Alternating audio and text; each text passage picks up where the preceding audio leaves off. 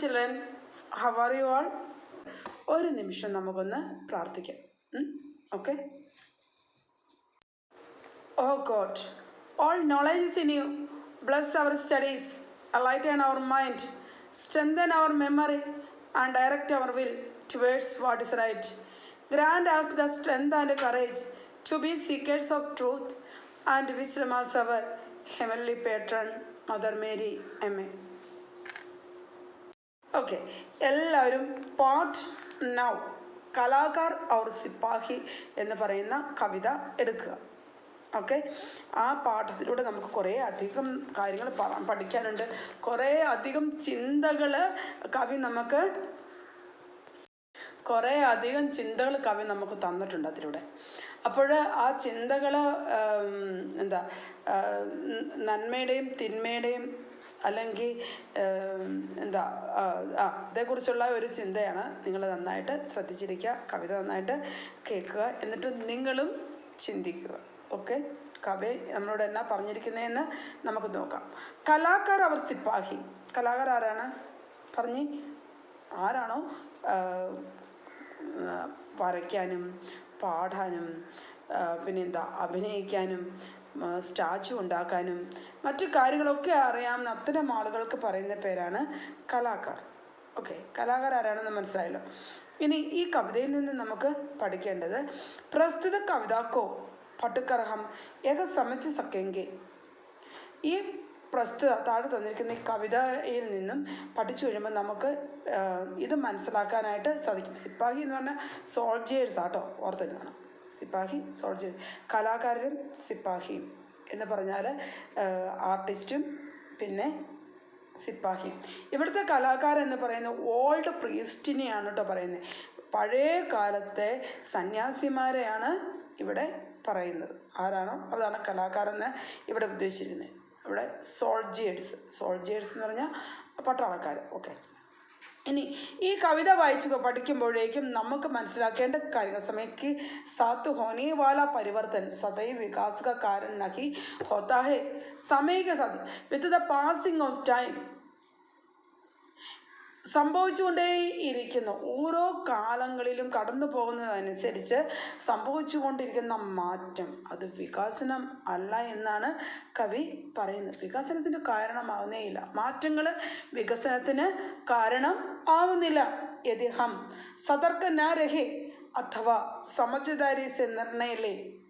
യദി ഹം നമ്മൾ സതർക്ക് എന്ന് പറഞ്ഞാൽ അലേർട്ടായിട്ട് ഇരിക്കുക, ശ്രദ്ധയോടെ ഇരുന്നില്ല എങ്കിൽ, അഥവാ സമജ്ദാരിസെ അണ്ടർസ്റ്റാൻഡിങ്ങിലൂടെ നിർണയം എടുത്തില്ല എങ്കിൽ, മനസ്സിലാക്കി നിർണയം എടുത്തില്ല എങ്കിൽ, അലേത്തോ അപ്പനെ ഹി ദേശക്കാരനാഹി, സ്വന്തം ദേശത്തിനും മാത്രമല്ല ബൽക്കി വിശ്വക അസ്തിത്വ സങ്കടമേ പട് സക്താ ഹൈ. വിശ്വത്തിൻ്റെ മൊത്തമായിട്ടുള്ള അസ്തിത്വം വളരെ ദുഃഖിതമായി തീരും.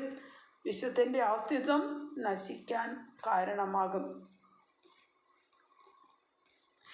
അത് आइए इस कविता को पढ़े और विचारों को प्रभाव को समझे. ഈ കവിത പഠിക്കുക, എന്നിട്ട് ഇതിൽ പറഞ്ഞിരിക്കുന്ന വിചാരങ്ങളുടെ പ്രഭാവം നിങ്ങളിൽ മനസ്സിലാക്കുക, നിങ്ങൾ മനസ്സിൽ ആക്കുക. ആ വിചാരങ്ങളുടെ പ്രഭാവം നിങ്ങളിൽ ഉണ്ടാവണം. ഓക്കെ, ഇതിൻ്റെ അകത്ത് പിന്നെയും കുറച്ചുണ്ട്. കവി ഇങ്ങനെ പറയുന്നു,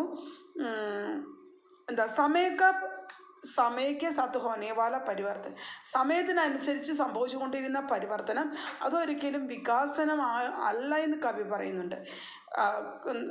കവി പറയുന്നു അല്ലേ, നമ്മൾ അലേർട്ടായിട്ട് ഇല്ലെങ്കിൽ നമുക്ക് മാത്രമല്ല നമ്മുടെ ലോകം മുഴുവനും വളരെ വലിയ ഒരു ദുഃഖത്തിലേക്ക് വീണു പോകാമെന്ന് കവി പറയുന്നു. ആ ദുഃഖമാണ് ഇന്ന് ലോകം മുഴുവനും സംഭവിച്ചുകൊണ്ടിരിക്കുന്നത് അല്ലേ. കൊറോണ എന്ന് പറയുന്ന ഒരു കുഞ്ഞു വൈറസ്, ഏതെങ്കിലാണ് ചൈനക്കാർ വികസിപ്പിച്ചെടുത്ത വൈറസാണ് അത് ആദ്യമേ പടർന്ന് ആരിലേക്കാണ്? അവരുടെ വികിരണ കേന്ദ്രത്തിനടുത്തുള്ള മുക്കുവന്മാരിലേക്കാണ് ഈ രോഗം ആദ്യമായിട്ട് പടരുന്നത്. തീ കത്തുന്നതിനേക്കാളും വേഗത്തിലാണ്, ഉണങ്ങിയ മല കൊത്തിപ്പിടിക്കുന്നതിനേക്കാളും വേഗത്തിലാണ് രാജ്യം മുഴുവനും ആ കുഞ്ഞു വൈറസ് പടർന്നു പിടിച്ചത് അല്ലേ. അപ്പോൾ ഇതൊക്കെ വികസനമാണ്. ഈ അണുവികരണങ്ങളും അണുബോംബ് നിർമ്മിച്ച് വെക്കുക എന്നൊക്കെ പറയുന്നത് വികസനമാണെന്ന് നമുക്ക് പറയാൻ പറ്റുമോ? ഇല്ല. ഇത് ലോകത്തിൻ്റെ തന്നെ നാശത്തിന് കാരണമാകുന്ന കാര്യങ്ങളാണ് ഇന്ന് ഓരോ രാഷ്ട്രങ്ങളും സംഭരിച്ച് സൂക്ഷിച്ച് വെച്ചിരിക്കുന്നത്. എന്തിനാണ്? ഓരോ രാഷ്ട്രവും സൂക്ഷിച്ചു വെച്ചിരിക്കുകയാണ്, വളർത്തിക്കൊണ്ടിരിക്കുകയാണ് കൂടുതലും മാരകമായ വൈറസുകളെ. ബോംബുകൾ നിർമ്മാണത്തിൽ ഭീകരമായ മുന്നേറ്റം ഞങ്ങൾ നടത്തിയിരിക്കുന്നു ഓരോ രാഷ്ട്രങ്ങളും പറയുന്നു.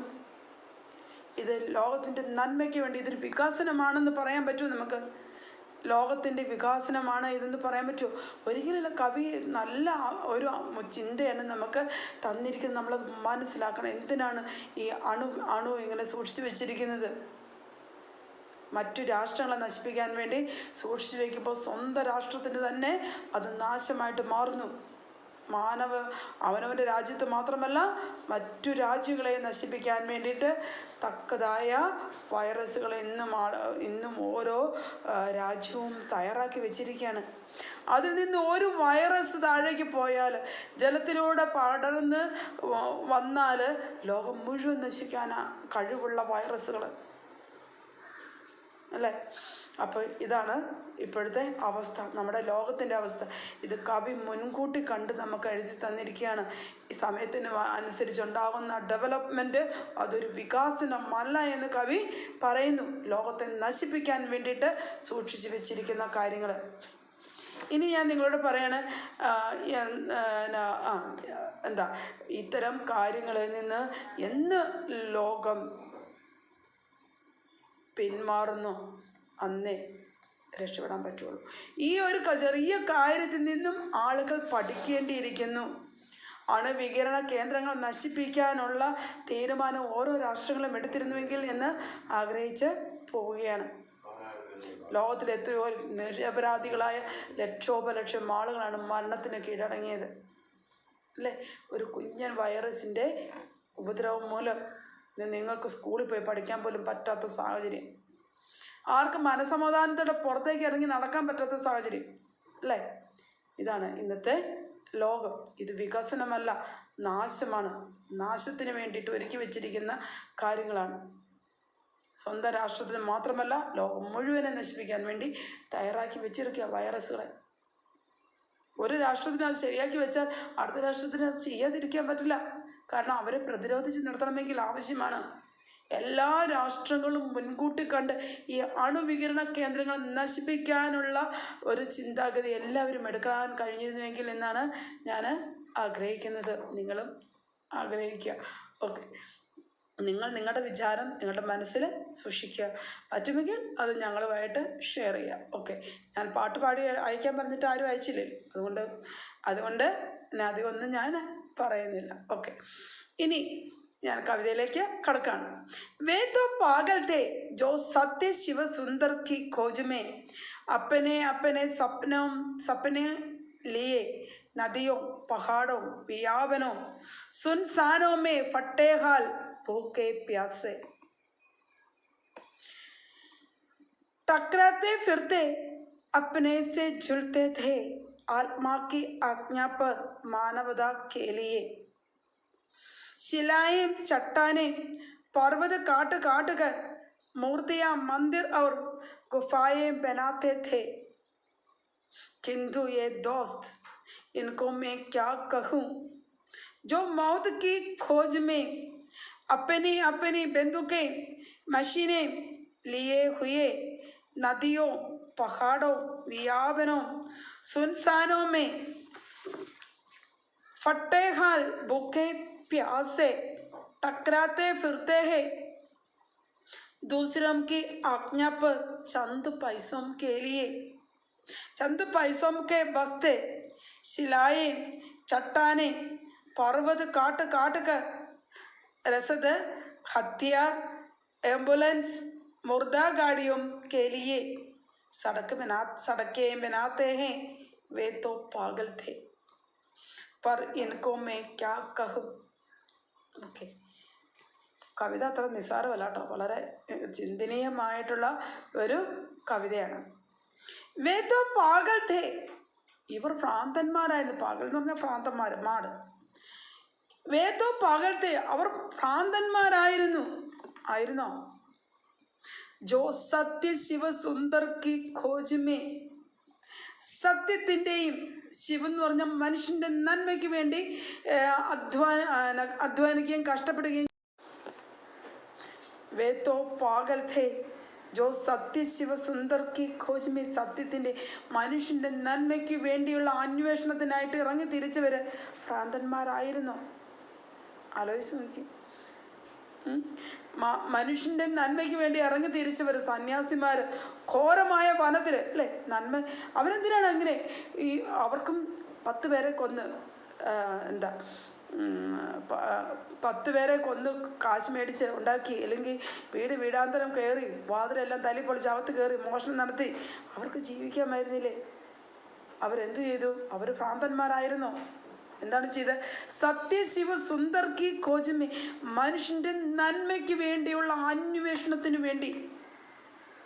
ഇതിൻ്റെ ഉദാഹരണമാണ് സിദ്ധാർത്ഥ രാജകുമാരൻ. നിങ്ങൾ ആലോചിച്ച് നോക്കിയേ, സിദ്ധാർത്ഥ രാജകുമാരൻ എന്ത് ചെയ്തു? മനുഷ്യൻ്റെ ദുഃഖം മാറ്റാനുള്ള എന്ത് വഴിയാണ്? രാജകുമാരനാണ്, കുറേ പണം കൊടുത്താൽ ഒരാളുടെ ദുഃഖം തീരുന്നില്ല. മനുഷ്യൻ്റെ ദുഃഖം പൂർണ്ണ കാലത്തേക്ക് മാറ്റണം. മനുഷ്യൻ്റെ ദുഃഖം നിത്യമായി മാറ്റാൻ വേണ്ടിയിട്ടുള്ള അന്വേഷണത്തിന് വേണ്ടി തൻ്റെ രാജകീയമായ എല്ലാ സുഖങ്ങളെയും ഉപേക്ഷിച്ച് രാജകുമാരൻ കൊട്ടാരത്തിൽ നിന്ന് ഇറങ്ങിപ്പോയി.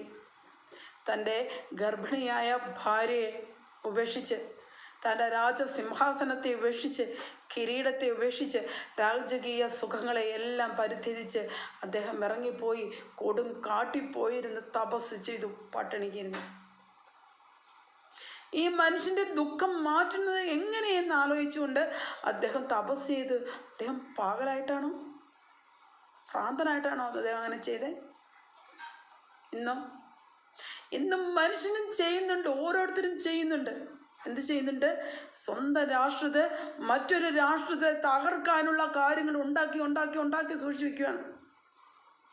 രാഷ്ട്രത്തെ തമ്മിൽ അടുപ്പിക്കാൻ വേണ്ടിയിട്ട്, രാഷ്ട്രങ്ങൾ പരസ്പരം തങ്ങൾക്ക് മേൽക്കോയ്മ ഉണ്ടാക്കാൻ വേണ്ടിയിട്ട് അവരിങ്ങനെ ഉണ്ടാക്കിക്കൊണ്ട് വച്ചിരിക്കുക.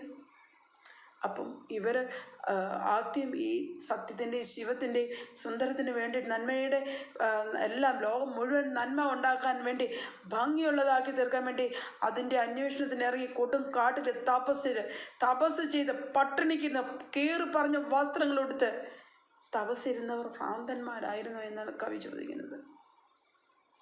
മനുഷ്യൻ്റെ നന്മയ്ക്ക് വേണ്ടി അവരെന്നെ ചെയ്തു? അപ്പനെ സ്വപ്നേലിയെ, സ്വന്തം സ്വപ്നങ്ങളും എടുത്തുകൊണ്ട് നദികൾ, പഹാഡോ, മൗണ്ടൻസ്, പർവ്വതങ്ങളിലൂടെ ഭയങ്കര വ്യാപനം എന്ന് പറഞ്ഞാൽ വനങ്ങളാണ്, വനപ്രദേശത്തിലൂടെ സുൻസാനവും, അതായത് കുന്നും. സുൻസാൻ എന്ന് പറഞ്ഞാൽ വളരെ എളുപ്പമുള്ള വഴിയല്ല, കല്ലും മുള്ളും നിറഞ്ഞ വഴികളിലൂടെ ഫട്ടേഹാൽ കീറിപ്പറഞ്ഞ വസ്ത്രങ്ങളുമായി ഭൂക്കെ പ്യാസെ വിശന്ന് ദാഹിച്ച് ഇറങ്ങി തിരിച്ച മനുഷ്യൻ്റെ നന്മയ്ക്ക് വേണ്ടി തപസ് ചെയ്യാൻ വേണ്ടി ഇറങ്ങി തിരിച്ചവർ ഭ്രാന്തന്മാർ ആയിരുന്നു. ഒരു മനുഷ്യൻ്റെ നന്മയെ എന്താണ് നിങ്ങളുടെ നമ്മുടെ സിദ്ധാർത്ഥ രാജകുമാരന് തന്നെ അദ്ദേഹത്തിന് ബോധി മരത്തിൻ്റെ ചുവട്ടിൽ വെച്ച് ജ്ഞാനോദയം ഉണ്ടായി. അദ്ദേഹം പറഞ്ഞു, ആശയാണ് എല്ലാ ദുഃഖത്തിൻ്റെയും കാരണം എന്നൊക്കെ പറഞ്ഞു അല്ലേ. ജ്ഞാനമൊക്കെ പ്രാപ്തനായ അദ്ദേഹം വിഡ്ഢിയായിരുന്നു. എന്നിട്ട് അതെല്ലാം ജനങ്ങളെ പഠിപ്പിച്ചു. നിങ്ങൾ ഒരുപാട് ആഗ്രഹങ്ങൾ ഉപേക്ഷിക്കുക.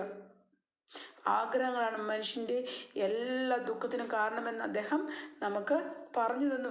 ഓരോ കാര്യങ്ങളിലൂടെ വിശന്ന് വലഞ്ഞ് ഓരോ വിഷമസന്ധിയിലൂടെ കടന്നു പോകുന്നവർക്ക് അവരെ പഠിപ്പിച്ച് അവർക്ക് കാര്യങ്ങൾ മനസ്സിലാക്കി കൊടുത്ത് അദ്ദേഹത്തിൻ്റെ ശിഷ്ടജീവിതം ജീവിച്ചു തീർത്തു. അദ്ദേഹം വിഡ്ഢിയായിരുന്നു എന്നാണ് നമ്മളോട് ചോദിക്കുന്ന കവി. ഇനി ഇങ്ങനെ പോയവർ വിഡ്ഢികളായിരുന്നോ അതോ ഭ്രാന്തന്മാർ ആയിരുന്നോ? ടക്രാത്തെ ഫിർത്തെ, അവിടെ തട്ടി മുട്ടി കടന്നു പോകുന്ന വഴി എളുപ്പമുള്ളതല്ല, റോഡില്ല അല്ലേ, പാലങ്ങളും റോഡുകളും ഒന്നുമില്ല. കടന്നു പോകുന്നത് വെറും കച്ചാ റോഡിലൂടെ. കച്ചാ റോഡ് എന്ന് പറഞ്ഞാൽ കൂപ്പ് റോഡ് എന്നാണ് അതിന് പറയാം കേട്ടോ. ടാറിടാത്ത വഴികളിലൂടെ വഴി ഉണ്ടാക്കി കടന്നു പോയി അവർ. अपने से जुज्जलते ആത്മാക്കി ആജ്ഞ പർ, മാനവത കേലി, സ്വന്തം ആത്മാവിൻ്റെ ആജ്ഞ അനുസരിച്ച് ആരുടെ ഹൃദയത്തിലാണോ മനുഷ്യത്വമുള്ളത് അവൻ്റെ ഹൃദയത്തിൽ അവനോട് തന്നെ ഒരു ആജ്ഞയുണ്ട്, നീ ഇത് ചെയ്യണം, നീ ഇത് ചെയ്യണം ചെയ്യണം എന്നുള്ള ആജ്ഞ. ഈ ആജ്ഞ അനുസരിച്ച് ഈ ടക്രാത്തെ ഫിർത്തെ थे अपने अपने जुज्जलते थे ആത്മാക്കെ ആജ്ഞാപ്പർ സ്വന്തം ആത്മാവിൻ്റെ ആജ്ഞ അനുസരിച്ച് മാനവതാക്കേലിയെ മനുഷ്യത്വത്തിന് വേണ്ടി ഇങ്ങനെ ഇറങ്ങി തിരിച്ചവർ വിഡ്ഢികൾ ആയിരുന്നു, ഭ്രാന്തന്മാർ ആയിരുന്നു. ഇനി ശിലായെ ചട്ടാനോ പർവ്വത കാട്ടുകാർ. ശിലായെ എന്ന് പറഞ്ഞാൽ പാറക്കല്ലുകൾ. ചട്ടാനോ എന്ന് പറഞ്ഞാൽ പാറക്കൂട്ടങ്ങൾ. ശിലായ എന്ന് പറഞ്ഞാൽ കല്ലുകൾ കേട്ടോ, കല്ലുകൾ. ചട്ടാനോ എന്ന് പറഞ്ഞാൽ വലിയ പാറക്കൂട്ടങ്ങൾ. പർവ്വത കാട്ടുകാർക്ക് മലയിലുള്ള പാറക്കല്ലുകളെയും പാറക്കൂട്ടങ്ങളെയും ഒക്കെ വെട്ടി മുറിച്ച് മൂർത്തികൾ, ദൈവങ്ങളുടെ വിഗ്രഹങ്ങൾ, മന്ദിർ, അമ്പലം, അവർ ഗുഫായേയും ബനാത്തേ ഗുഹകളും ഉണ്ടാക്കിയവർ അവരെന്താണ് ചെയ്യുന്നത്? അവർ വലിയ പാറക്കൂട്ടങ്ങൾ പൊളിച്ച് ഒരു മന്ദിരങ്ങൾ ഉണ്ടാക്കി, ദൈവങ്ങളുടെ മൂർത്തികൾ ഉണ്ടാക്കി. മന്ദിർ അവർ ഗുഫായെ ബനാത്തേ അങ്ങനെ അവർ ഗുഹകൾ ഉണ്ടാക്കി, പാറക്കൂട്ടങ്ങൾ വെട്ടി. ചില അമ്പലങ്ങളുണ്ട് വലിയ പാറക്കൂട്ടമുണ്ട്. പാറക്കൂട്ടത്തിൻ്റെ അതൊക്കെ എങ്ങനെ കാണിച്ചു ഇന്നത്തെ കാലത്ത്, നൂറ്റാണ്ടുകൾക്ക് മുമ്പ്, ആയിരക്കണക്കിന് വർഷങ്ങൾക്ക് മുമ്പ്. ഇന്നത്തെ അവസ്ഥ അനുസരിച്ച് ഇത്രയും ഫെസിലിറ്റീസ് കൂടി നിൽക്കുന്ന ഒരു സമയത്ത് ഒരു ടെമ്പിളിൻ്റെ പേര് പണ്ട് ടി വിയിൽ കാണിക്കുന്ന കണ്ടാണ്. വലിയ പാറക്കൂട്ടമാണ്, അതിൻ്റെ മണ്ടയിൽ നിന്ന് താഴോട്ടാണ് അത് തുറന്ന് ഇറങ്ങിയേക്കുന്നത്. ഇന്നത്തെ അനുസരിച്ച് ഇന്നത്തെ കാലം എങ്ങനെ ഉണ്ടാക്കിയെന്ന് പോലും അറിയാത്ത ആ മന്ദിരം, ഒരു ഫെസിലിറ്റീസും ഇല്ല. ഈ പാറകളൊക്കെ വെട്ടിയുണ്ടാക്കാൻ അവരെ സഹായിച്ചിരുന്ന ആയുധങ്ങൾ എന്താണെന്ന് പോലും അറിയില്ല. അങ്ങനെ വെട്ടിയുണ്ടാക്കി മുകളിൽ നിന്ന് താഴോട്ട് ഉണ്ടാക്കി വെച്ചിരിക്കുന്ന ആ പാറക്കൂട്ടങ്ങൾ ഇന്നത്തെ എല്ലാ ഫെസിലിറ്റീസും ഉപയോഗിച്ചാലും ഒരു 25 വർഷമെങ്കിലും നിർമ്മിക്കാൻ ആവശ്യം ഉണ്ടാവുന്ന അത്തരം മന്ദിരങ്ങൾ എങ്ങനെ ഉണ്ടാക്കി എന്ന് പോലും അറിയില്ല ആളുകൾ. അപ്പോൾ അങ്ങനെ ഉണ്ടാക്കി പാറക്കൂട്ടങ്ങൾ വെട്ടി മൂർത്തികളുണ്ടാക്കി, മന്ദിരങ്ങളുണ്ടാക്കി മനുഷ്യൻ്റെ നന്മയ്ക്ക് വേണ്ടി. ഇവിടെ ഒരു മൂർത്തി വെച്ചു, ഒരു ശിലയിൽ നിന്നും ഒരു വിഗ്രഹമൂർത്തി ഉണ്ടാക്കി. മനുഷ്യൻ ഇവിടെ വന്ന് പ്രാർത്ഥിച്ച് തങ്ങളുടെ സങ്കടങ്ങൾ പറഞ്ഞ് പ്രാർത്ഥിക്കാൻ ഒരു മാധ്യമമാവുന്നു. അപ്പം മനുഷ്യൻ്റെ നന്മയ്ക്ക് വേണ്ടി ഇറങ്ങി തിരിച്ച ഇവരെല്ലാം പാകലായിരുന്നോ എന്നാണ് കവി നമ്മളോട് ചോദിക്കുന്നത്. ഓക്കെ, ഞാൻ അത്ര ഒന്നും കൂടെ വായിക്കാം, ശ്രദ്ധിച്ചിരിക്കുക കേട്ടോ. वे तो पागल थे जो सत्य शिव सुंदर की खोज में अपने अपने सपने लिए नदियाँ, पहाड़ों, बियावनों, सुनसानों में फट्टे हाल भूखे प्यासे टकराते फिरते थे, अपने से जुझलते थे, आत्मा की आज्ञा पर मानवता के लिए. ശിലായം എന്ന് പറഞ്ഞാൽ കല്ലുകളാട്ടോ, കല്ലുകൾ. ശില, പത്തർ, സ്റ്റോൺ, കല്ല്. ചട്ടാനോ എന്ന് പറഞ്ഞാൽ പാറക്കൂട്ടം, വലിയ പാറക്കൂട്ടം നിങ്ങൾ പഠിച്ചിട്ടുണ്ട്. പർവ്വതങ്ങളും വെട്ടിയുണ്ടാക്കി മൂർത്തികളുണ്ടാക്കുന്നു. മൂർത്തി എന്ന് പറഞ്ഞാൽ ദൈവങ്ങളുടെ വിഗ്രഹങ്ങളാട്ടോ. മന്ദിരങ്ങൾ ഉണ്ടാക്കുന്നു, ടെമ്പിൾ. അവർ ഗുഫ എന്ന് പറഞ്ഞാൽ കേവ്, നിങ്ങൾക്കറിയാം, ഗുഹ തന്നെയാണ്. ബനാത്തേ ഗുഹകൾ ഉണ്ടാക്കുന്നു. കിന്തു യേസ് ദോസ്ത്, അടുത്ത് നോക്കി, ഇവര് പകലായിരുന്നു ചോദിച്ചാൽ അടുത്ത് നമ്മളോട് ചോദിക്കാണ്, കിന്തു യേസ് ദോസ്ത്, എന്നാൽ എൻ്റെ കൂട്ടുകാരാ, ഇൻകോ മേ ക്യാ കഹും, ഇവരെ കുറിച്ച് ഞാൻ എന്ത് പറയും. ജോ മൗത്ത് കി ഖോജ് മേ, ആദ്യമുള്ള ആളുകൾ എങ്ങനെയാ പോയത് മാനവതാക്കി കല്യാൺ കേലിയെ, മാനവത അവർ മനുഷ്യൻ്റെ നന്മയ്ക്ക് വേണ്ടി, മാനവികതയ്ക്ക് വേണ്ടി, മനുഷ്യത്വത്തിന് വേണ്ടിയിട്ടാണ് ആദ്യത്തെ കൂട്ടർ ഇറങ്ങി തിരിച്ചത്. രണ്ടാമത്തെ കൂട്ടർ എന്തിൻ്റെ അന്വേഷണത്തിലാണ് പോണതെന്ന് നമുക്ക് നോക്കി. മൗത്തുക്കി ഖോജ്മേ, മരണത്തിൻ്റെ അന്വേഷണത്തിൽ ഇറങ്ങി തിരിച്ചിരിക്കുകയാണ് അവർ. കിന്തു യേ ദോസ്, എന്നാൽ എൻ്റെ കൂട്ടുകാരാ, എനിക്കോ മേക്കാകും, ഇവരെ ഞാൻ എന്ത് പറയും? ജോ മൗത്ത് കി ഖോജ്, ആരാണോ മൗത്തിൻ്റെ മരണത്തിൻ്റെ അന്വേഷണവുമായി നടക്കുന്നവരെ കുറിച്ച് ഞാൻ എന്താണ് പറയേണ്ടത് നിങ്ങളോട്? അപ്പനെ അപ്പനെ ബന്ധുക്കെ, സ്വന്തം സ്വന്തം ബന്ധുക്കെ, തോക്കുകൾ, अपने अपने बंधु के मशीन गने लिए हुए, സ്വന്തം ബന്ധുക്ക് തോക്കും മെഷീൻ ഗണ്ണും ഒക്കെ എടുത്തുകൊണ്ട് നദികളിലൂടെ, പഹാഡോ മലകളിലൂടെ, വ്യാപനോ വനങ്ങളിലൂടെ, സുൻസാനോമേ വളരെ ബുദ്ധിമുട്ടേറിയ വിഷമം പിടിച്ച ആ വഴികളിലൂടെ, ഫട്ടേഹാൽ കീറിപ്പറഞ്ഞ വസ്ത്രവുമായി, ഭൂക്കെ പ്യാസെ വിശന്ന് വലഞ്ഞ്, ടക്കരാത്തെ ഫിർത്തെ അവരും മുട്ടിയും തട്ടിയും തടഞ്ഞൊക്കെയാണ് അവരും പോകുന്നത്. ദൂസരോം കി ആജ്ഞാപ്പർ, ആദ്യത്തെ കൂട്ടർ പോയത് ആരുടെ ആജ്ഞ അനുസരിച്ചാ? സ്വന്തം ആത്മാക്കി ആജ്ഞാക്ക അനുസരാണ്. രണ്ടാമത്തെ ആളുകൾ പോകുന്നതോ ദൂസരോം കി ആജ്ഞാപ്പർ, മറ്റുള്ളവരുടെ ആജ്ഞ അനുസരിച്ച്, ഒരു പാവയെ പോലെ. ചന്ത് പൈസോം കെ വസ്തേ, ചന്ത് പൈസോം കി ബാസ്തേ, ഒരിച്ചിരി വളരെ തുച്ഛമായ പണത്തിന് വേണ്ടിയിട്ട്. പട്ടാളക്കാർക്ക് അധികം പൈസ കിട്ടുന്നുണ്ടോ എനിക്കറിയില്ല. ഇതിൻ്റെ അകത്ത് പറയുന്നത് ചന്തോം പൈസക്കയില്, ചന്ത് പൈസക്കയില് വളരെ തുച്ഛമായ പൈസയ്ക്ക് വേണ്ടി. ശിലായെ അവരും പോകുന്നുണ്ട്, ശില പാറ കല്ലുകൾ വെട്ടിക്കൊണ്ട് മാറ്റുന്നുണ്ട്. ചട്ടാനും ചട്ടാൻ പാറക്കൂട്ടങ്ങളും പർവ്വതവും ഒക്കെ കട്ട് ചെയ്ത് രസദ് ഹത്തിയാർ ആംബുലൻസ് മൂർത്തിയാം ഗാഡിയാം ഖേലിയെ. രസദ് എന്ന് പറഞ്ഞാൽ ഖാനെ പീനേക്ക സാധനം, കഴിക്കാനും കുടിക്കാനുമുള്ള സാധനങ്ങൾക്കാണ് രസദ് എന്ന് പറയുന്നത്. ഭക്ഷണം കഴിക്കാനും കുടിക്കാനുമുള്ള സാധനങ്ങൾ, അത് ഭക്ഷണ സാധനങ്ങൾ. ഹത്യാർ എന്ന് പറഞ്ഞാൽ വെപ്പൻസ് ആണ്, ആയുധങ്ങൾ. അത് എന്തും ആയിക്കോട്ടെ, മെഷീൻ ഗണ്ണാകാം, തോക്കാകാം, പീരങ്കിയാവാം, കത്തിയാകാം, എന്തുമായിട്ട് ഹത്യാർ എന്ന് പറഞ്ഞാൽ ആയുധങ്ങൾ, വെപ്പൻസ്.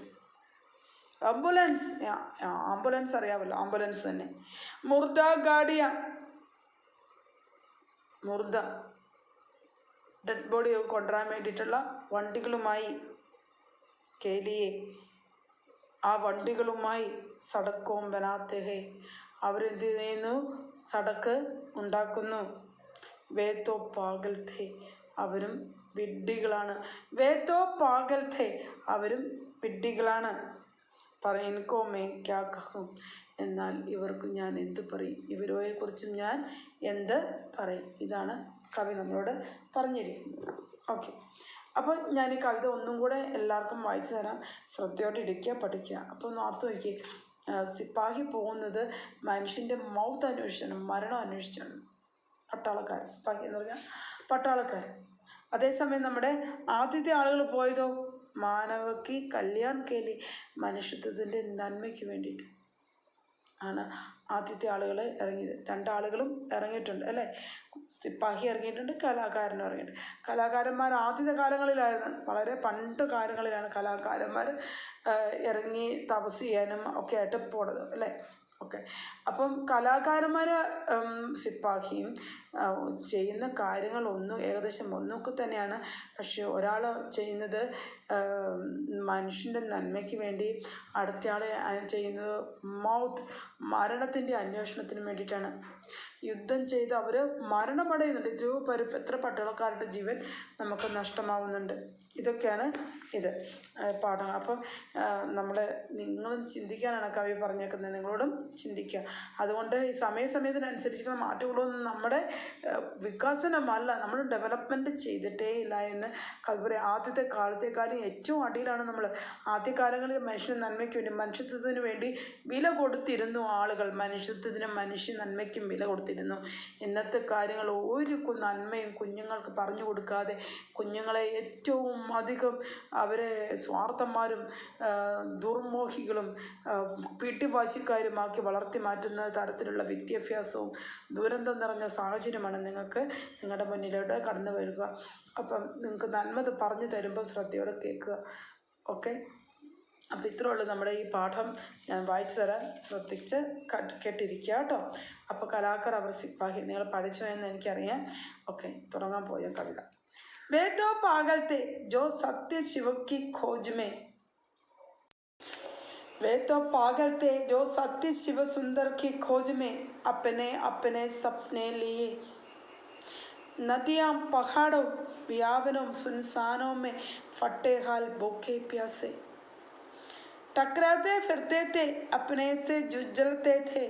आत्मा की खोज आज्ञा पर मानवता के लिए शिलाएं चट्टानों पर्वत काट काट कर मूर्तियाँ मंदिर और गुफाएं बनाते थे। किंतु ये दोस्त इनको मैं क्या कहूँ, जो मौत की खोज में अपने अपने बंदूकें मशीन गने लिए हुए नदियों पहाड़ों बियावनों सुनसानों में फटे हाल भूखे प्यासे टकराते फिरते हैं दूसरों की आज्ञा पर। चंद पैसों के लिए शिलाएं चट्टानों पर्वत काट काट कर रसद हत्या एम्बुलेंस मुर्दा गाड़ियों के लिए सड़कें बनाते हैं। वे तो पागल थे पर इनको मैं क्या कहूँ. ഇതാണ് നമ്മുടെ പാഠം. നിങ്ങൾ നന്നായിട്ട് വായിക്കുക കേട്ടോ.